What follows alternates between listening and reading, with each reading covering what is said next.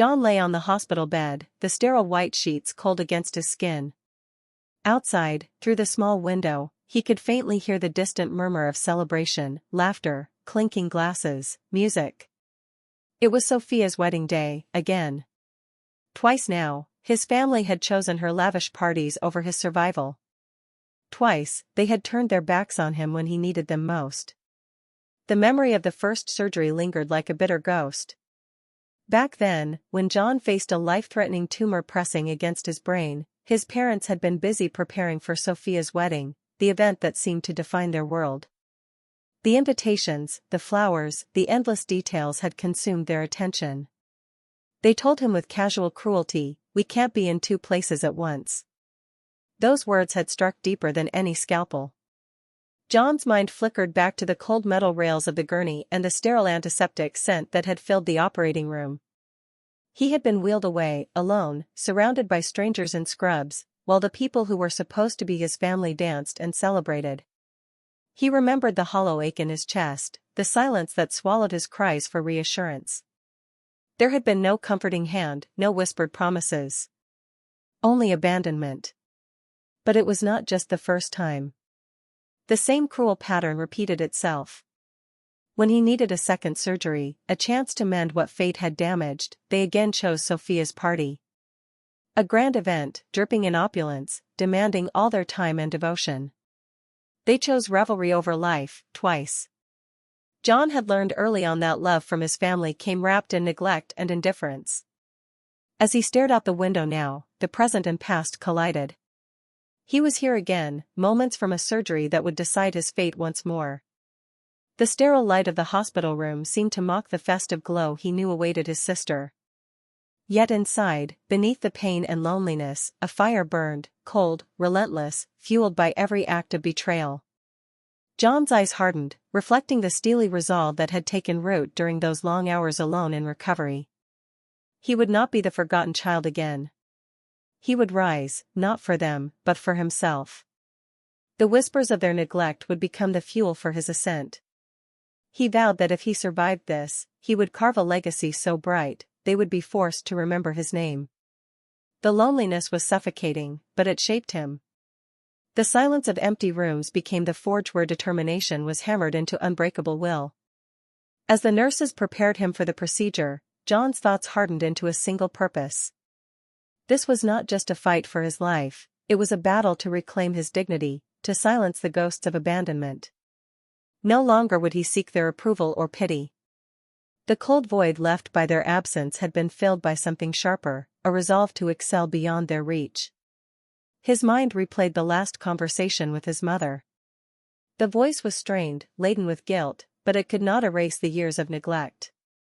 "We can't be in two places at once, honey," she had said. Her words echoed endlessly, a haunting refrain that carved deep scars. Yet John had learned to wear his pain like armor, to let it shield him from the bitterness that threatened to consume.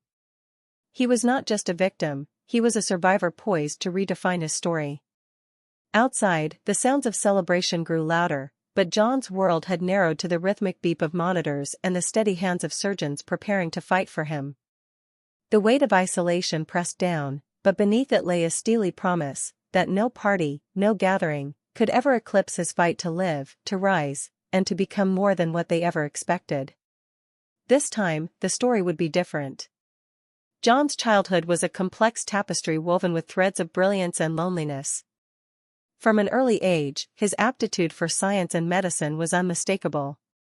By the time he was 7, John had devoured every book on human anatomy he could find, drawing meticulous diagrams and memorizing every detail with a precision that astonished even his teachers. His mind operated like a finely tuned machine, processing information at a pace that left others behind. Yet, beneath this intellectual prowess lay an emotional isolation few understood. The household was dominated by Sophia, his elder sister by 3 years. To the outside world, she was the golden child, radiant, charismatic, and endlessly favored. Their parents' eyes lit up when she entered a room, her every achievement was celebrated with grand gestures. Birthdays, school plays, even minor accomplishments became occasions for lavish parties. Sophia was the center of attention, the jewel in their carefully polished family image. John, despite his exceptional talents, lived in the shadows of this brilliance. His successes were quietly acknowledged, never loudly celebrated. His parents often brushed aside his requests for support or recognition, preoccupied with organizing Sophia's latest event or fulfilling her demands. The contrast was stark and painful. While Sophia's world was full of glittering invitations and joyful gatherings, John's realm was marked by long hours alone in the library or at the local hospital volunteering to observe surgeries. Their mother, a woman of meticulous appearance and sharp expectations, embodied this favoritism. She dressed impeccably and carried an aura of authority that filled every room. Her love was selective, lavished upon Sophia as if she were a prize to be showcased. To John, her affection felt conditional, tied to his ability to remain invisible and compliant. His father was quieter, often distant, his attention drawn primarily to Sophia's milestones. The rare moments when John sought his approval were met with distracted nods or half-hearted praise, reinforcing a sense of being secondary. Despite the emotional distance, John's resolve only grew stronger. His talent for medicine became both a refuge and a weapon. At school, he excelled academically, often topping his classes in biology and chemistry. His teachers recognized his potential, encouraging him to pursue a medical career. John's nights were consumed with studying complex medical journals, dissecting textbooks, and dreaming of a future where his skills could save lives. Sophia's wedding plans began to take shape just as John faced the first signs of his medical crisis. The diagnosis was grim, a tumor encroaching dangerously close to his frontal lobe. The doctors were cautious but firm, surgery was essential. John's family reacted not with concern but with logistical calculation. The date of the surgery clashed with the wedding festivities. Their choice was immediate and unequivocal. The wedding would proceed as planned. John was left to navigate the frightening uncertainty of surgery alone. John's world contracted to the sterile confines of the hospital. The absence of his family was a constant ache, a void filled only by the hum of machines and the quiet footsteps of medical staff. Yet, even in this loneliness, his mind remained sharp, cataloging every detail of his condition with a clinical detachment that both baffled and impressed his doctors. After the first surgery, recovery was slow and isolating. The echo of the family's absence reverberated through each day. John's body healed, but the wounds of neglect remained raw. It was during these moments that his determination crystallized. He would not allow their abandonment to define him. Instead, it would fuel his ascent. As the years passed, John's reputation as a gifted medical prodigy grew. He earned scholarships, excelled in medical school, and attracted the attention of mentors who recognized the rare combination of skill and intellect he possessed. Yet, his relationship with his family remained fractured. Sophia's second wedding date, another extravagant affair, coincided with a crucial second surgery John needed to complete his treatment. The pattern repeated with cruel familiarity. Deborah, a close family friend and confidant to Sophia, often served as a bridge between the siblings. Compassionate but cautious, she understood the complexities beneath the surface. Deborah witnessed John's quiet struggles and Sophia's obliviousness.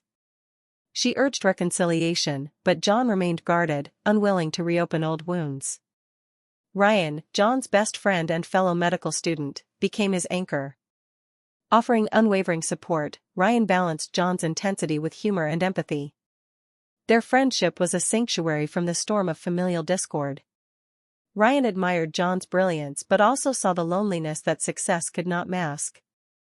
Within this constellation of relationships, John's world was defined by contrasts, the warmth of friendship against the coldness of family, the brilliance of his mind against the ache of emotional neglect.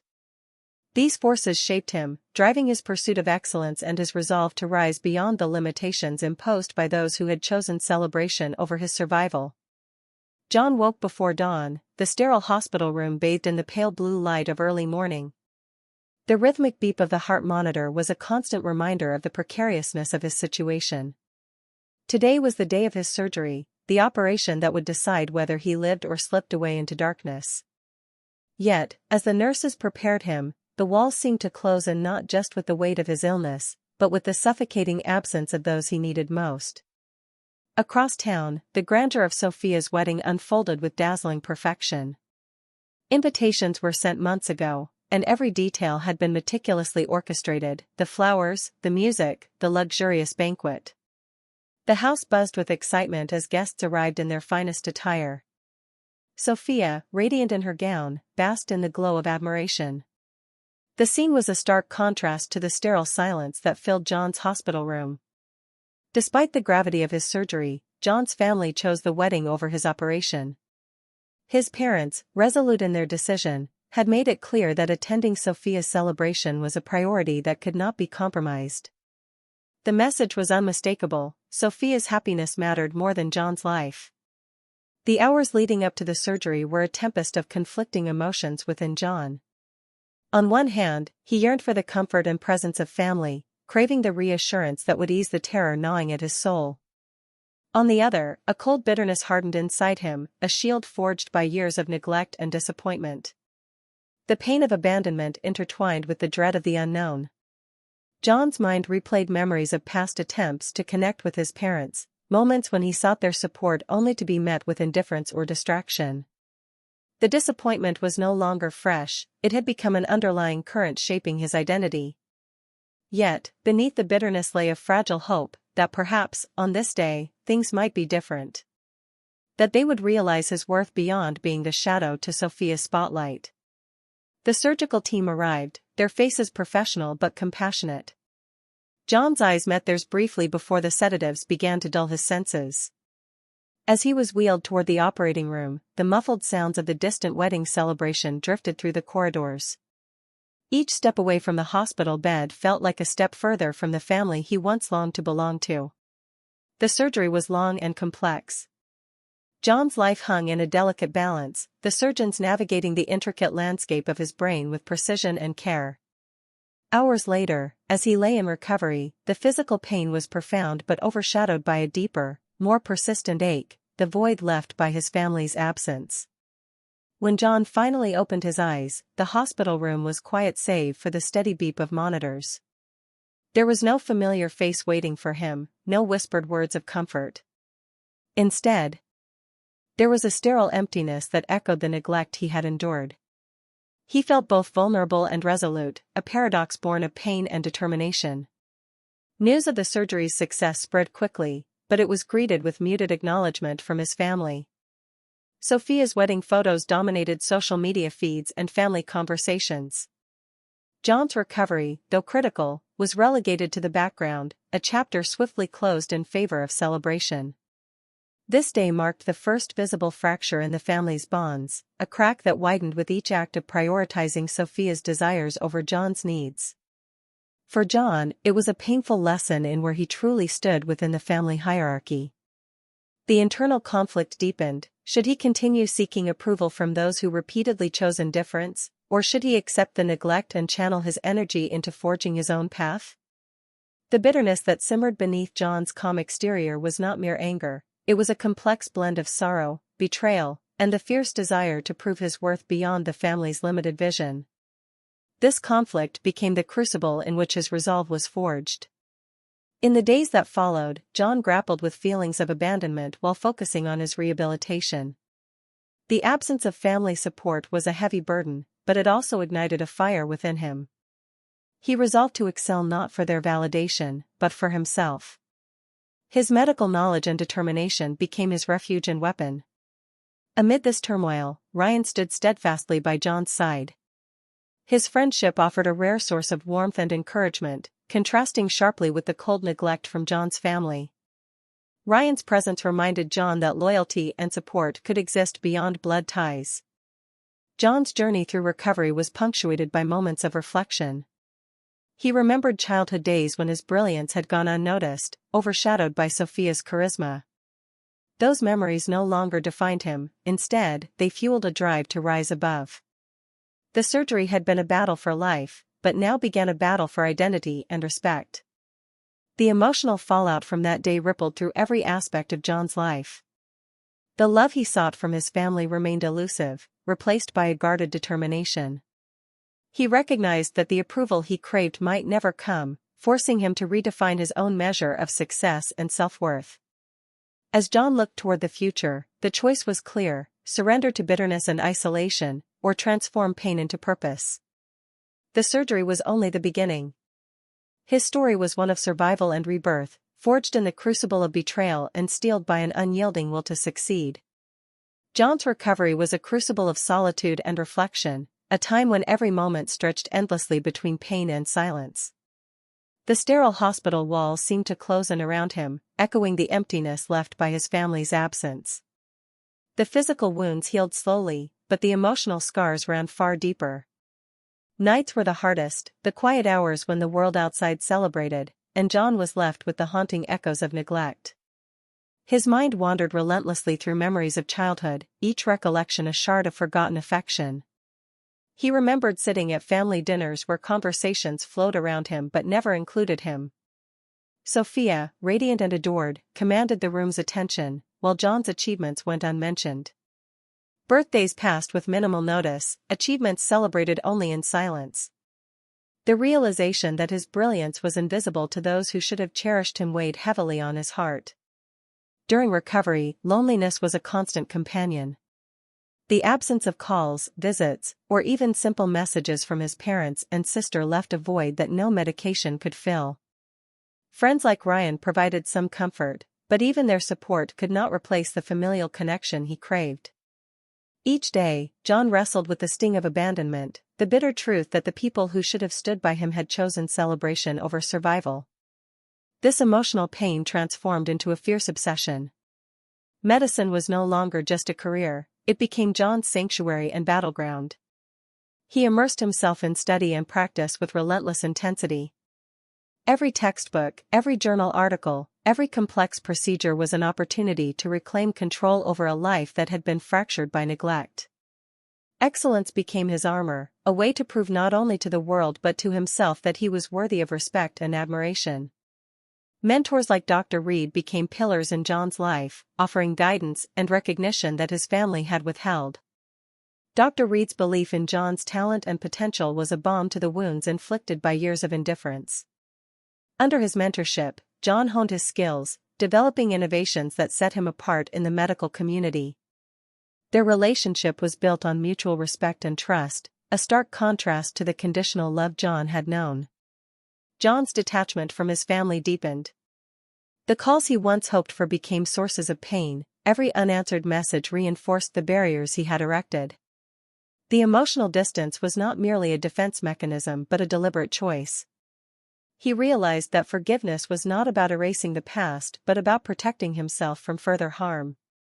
This detachment allowed him to focus wholly on his craft, channeling his energies into healing others while guarding his own heart.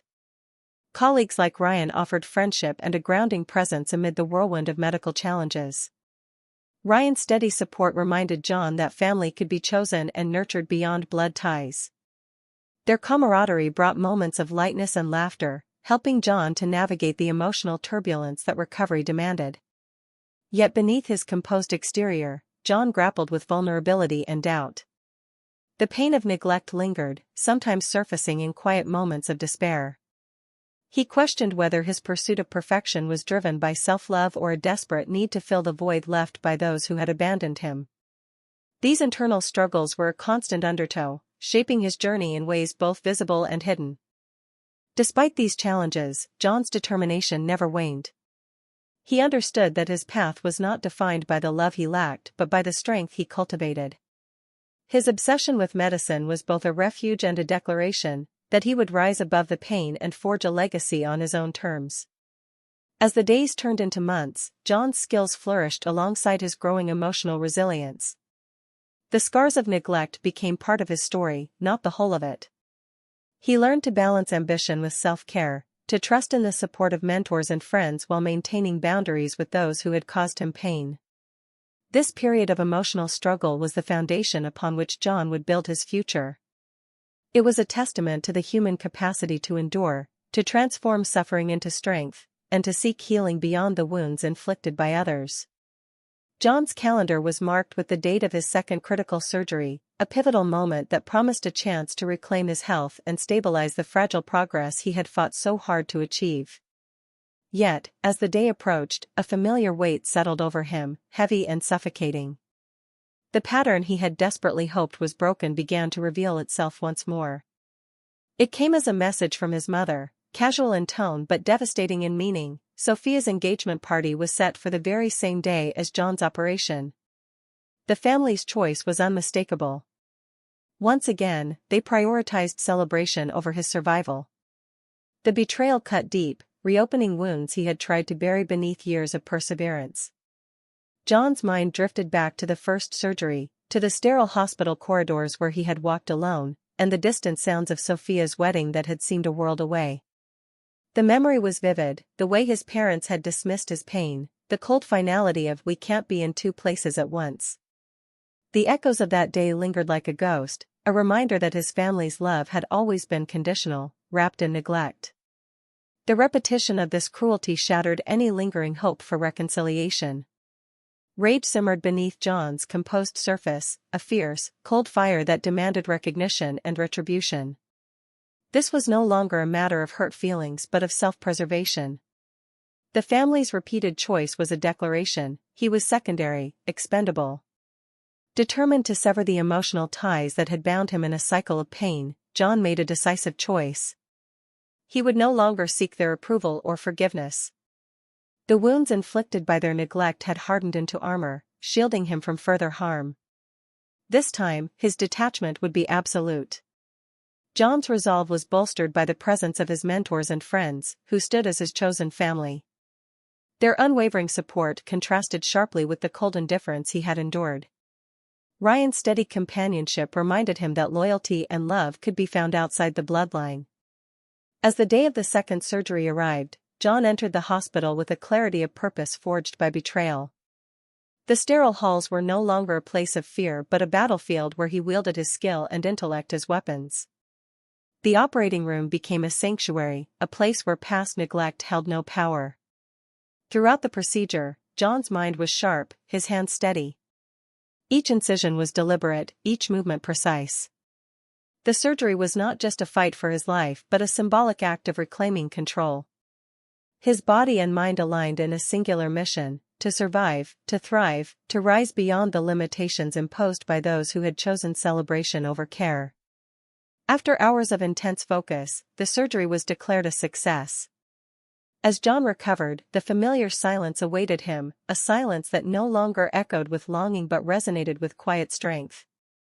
The family's absence was noted but no longer mourned. John had reclaimed his narrative.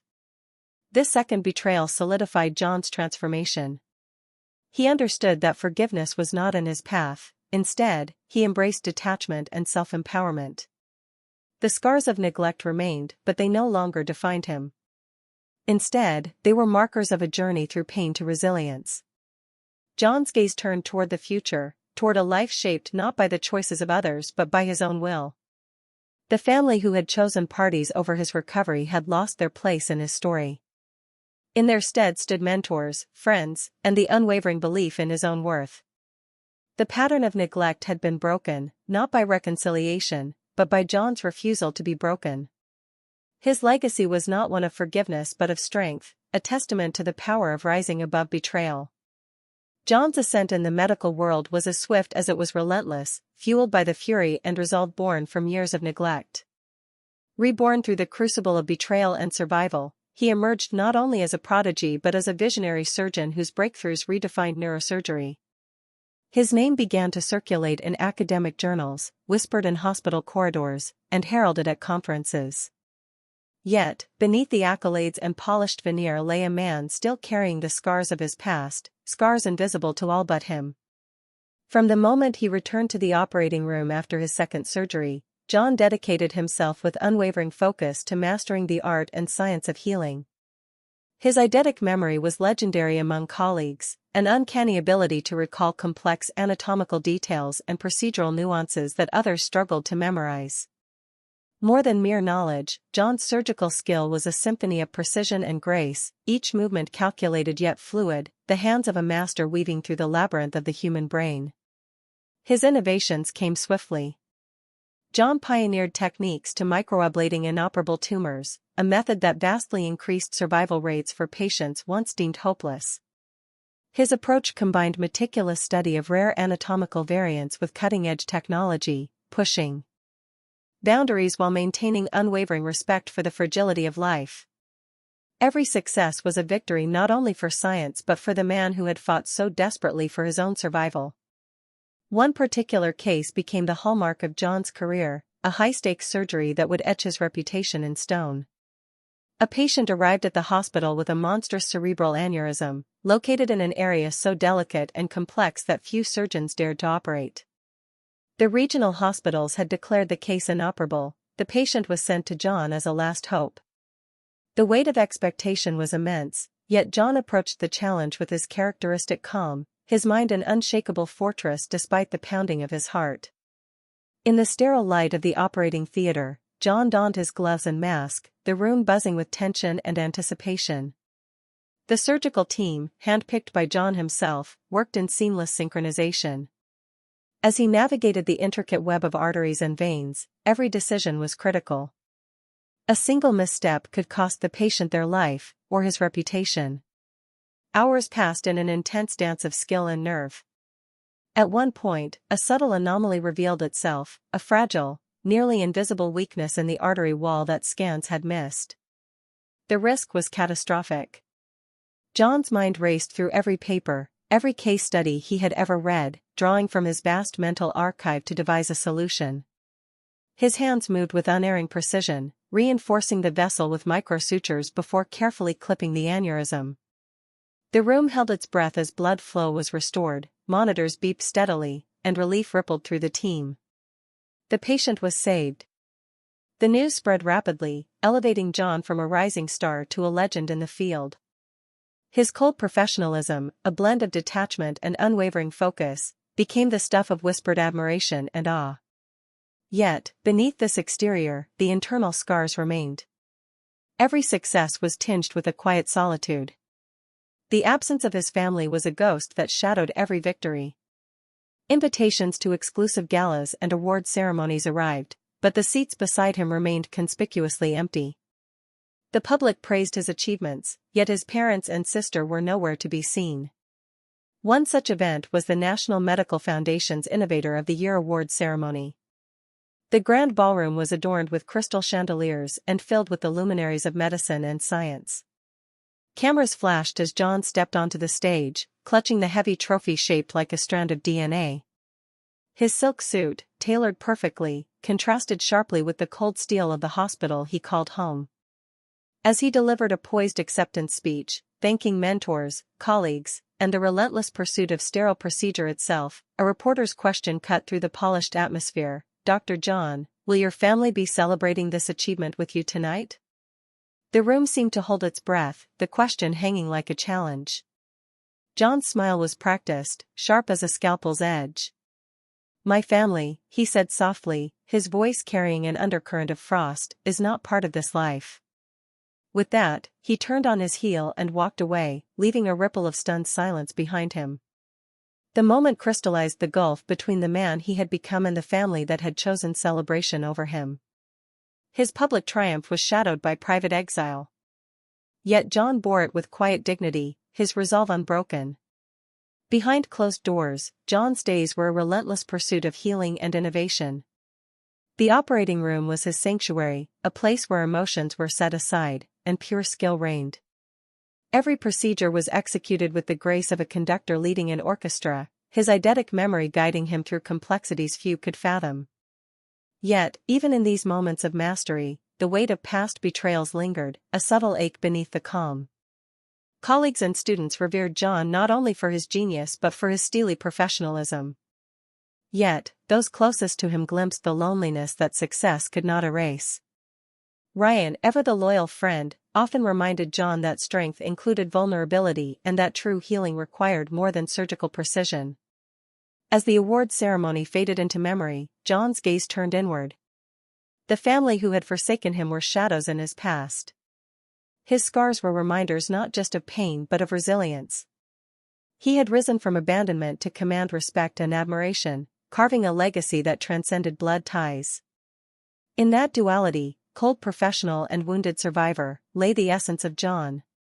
His journey was not only one of medical breakthroughs but of self-mastery, a testament to the power of turning betrayal into triumph.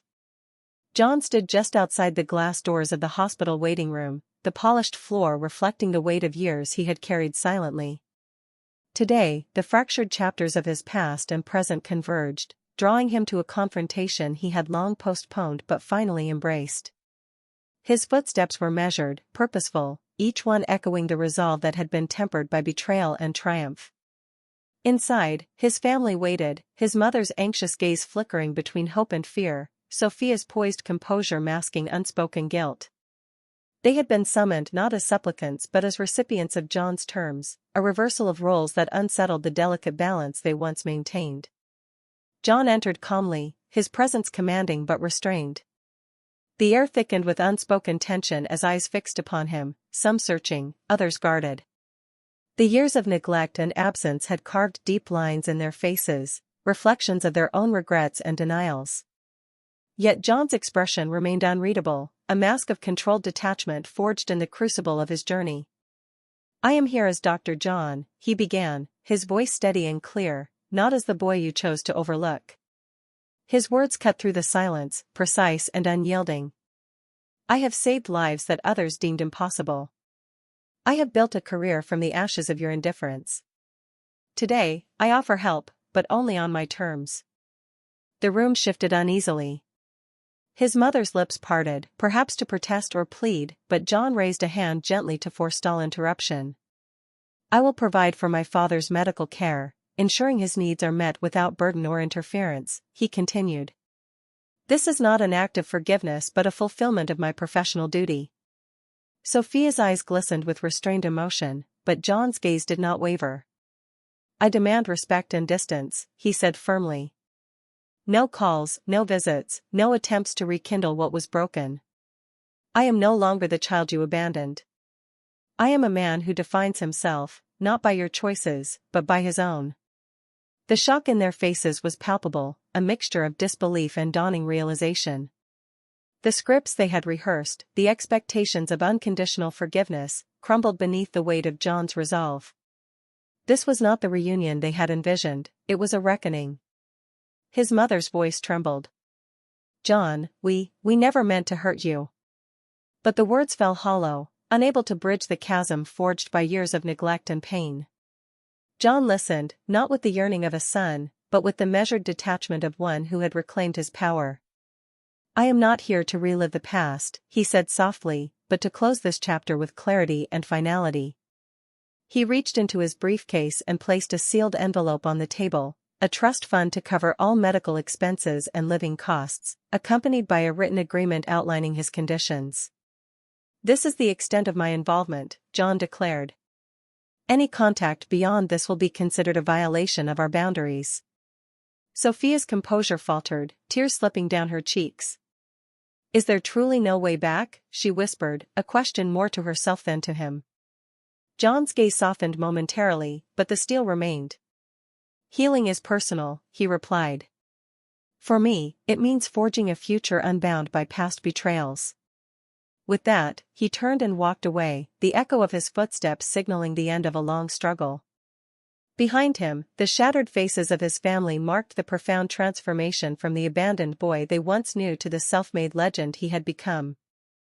John stood alone on the hospital rooftop as dusk settled over the city, the fading light casting long shadows that stretched like memories across the concrete. The sky blazed with hues of amber and violet, a silent symphony of endings and beginnings. In that moment, he allowed himself a rare pause, not as a surgeon, not as a son betrayed, but simply as a man who had endured. The wounds he carried were deep, etched into the fabric of his being, each scar a testament to pain, neglect, and loneliness. Yet, within those very wounds, he found the seeds of strength. The betrayals that once threatened to break him had instead forged an unbreakable will. He had chosen to rise, not despite the darkness but because of it. His journey had been one of transformation, a relentless pursuit not only of medical mastery but of self-mastery. The years spent in sterile hospital rooms, isolated from those who should have loved him, had taught him that true worth comes not from external validation but from the courage to define oneself. He was no longer the boy overshadowed by a sister's light or a family's indifference. He was a man who had reclaimed his narrative with precision and purpose. John's reflection was quiet, devoid of bitterness. He understood now that forgiveness was not about forgetting but about releasing the power others held over his heart.